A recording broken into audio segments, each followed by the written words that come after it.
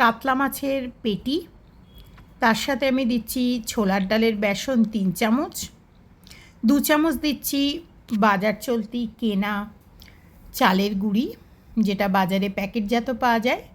তার সাথে দিলাম ঝাল লঙ্কা বা দেগি মির্চ যেটা বলা হয় সেটা 1 চামচ, আর দিলাম এর সাথে আমি 1 চামচ জিরের গুঁড়ো ও সর্ষের তেল 1 টেবিল স্পুন মতো, আদা এবং রসুন বাটা এবং রেগুলার লবণ যেটা আপনারা রান্নায় সাধারণত ব্যবহার করি সেটা, আপনারা চাইলে অন্য রকম যে কোনো লবণ ব্যবহার করতে পারেন।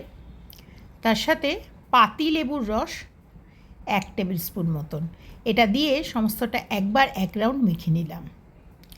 এবারে দিচ্ছি আমি খানিকটা ফুড কালার ও একটু কাশ্মীরি লঙ্কার গুঁড়ো, আর তার সাথে দিলাম পেঁয়াজ এবং রসুন বাটা।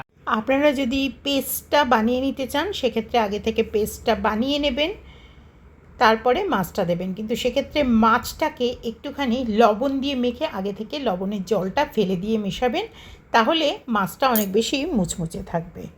এরকম ছোট ছোট টিপস ও ট্রিক্স আমি আমার চ্যানেলে দিয়েই থাকি, আপনারা প্লিজ সাবস্ক্রাইব করবেন, বেল আইকন বাজাবেন। যারা নতুন এসেছেন অবশ্যই সাবস্ক্রাইব করবেন, যারা পুরনো আছেন তারা অবশ্যই শেয়ার করবেন এবং নতুনটাও শেয়ার করে দেবেন। এবারে দেখুন আমি এটাকে ভাজছি, এখানে অ্যারাউন্ড 8 টেবিল স্পুন মতন আমি সর্ষের তেল দিয়েছি। সর্ষের তেল দিয়ে প্রথমে এক পাশটা ভাজছি, তারপরে আরেক পাশটাও ভাজছি, কিন্তু একবার ভাজলে এই মাছটা কখনোই একদম হোটেল স্টাইলে কুরকুরে হবে না। কুরকুরে করার নিয়ম হচ্ছে প্রথমে এটাকে ভেজে তেলটাকে একটু ঠান্ডা হতে দিতে হবে, তারপরে এই একই তেলকে আবারও গরম করে নিয়ে ওই মাছ ভাজাগুলোকে আবারও ভাজতে হবে, তাহলে ওপরটা ক্রিস্পি এবং ভেতরটা জুসি হবে। এবারে হচ্ছে আমি এটাকে পরিবেশন করব। পরিবেশন করে নেওয়ার জন্য পেঁয়াজ এবং লেবু এনেছি, তার সাথে মাছ দিচ্ছি এবং ওপর থেকে সামান্য একটু আমি বিট সল্ট দিয়ে দিচ্ছি, আর দেবো একটু লেবুর রস। আপনারা চাইলে এর সাথে যে কোনো রকম স্যালাডও খেতে পারেন। এটা সব থেকে বেশি খেতে ভালো লাগবে মুখরোচক চা বা কফির সাথে, এবং এর সাথে আপনারা খেতে পারেন গরম ভাতে ডালের পাতেও।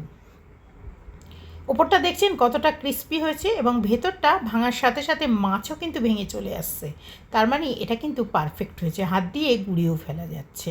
কেমন লাগলো আমার আজকের এই অমৃতসরি ফিশ ফ্রাইয়ের রেসিপি অবশ্যই আপনারা কমেন্ট করে জানাবেন। এরকম সহজ রেসিপি নিয়ে আমি আবারও ফিরবো আপনাদের কাছে, দারুণ কিন্তু টেস্টি হয়েছে।